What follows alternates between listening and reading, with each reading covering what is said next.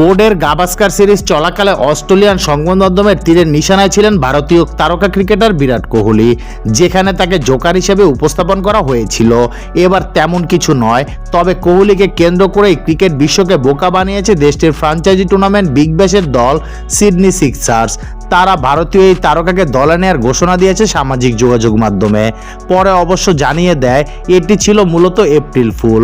গতকাল থেকে শুরু হয়েছে এপ্রিল মাস, যার শুরুর দিনটা নিয়ে করুণ এক ইতিহাস প্রচলিত আছে।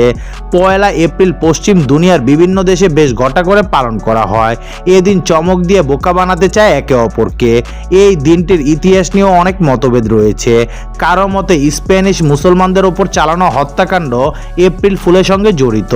আবার ন্যাশনাল জিওগ্রাফি, ব্রিটানিকা হিস্ট্রি সহ বেশ কিছু ওয়েবসাইটে বলেছে বোকা বানানোর এই রীতি উৎপত্তি হয় ফ্রান্সে, যখন 1500 শতকে ক্যালেন্ডারের বদল ঘটে।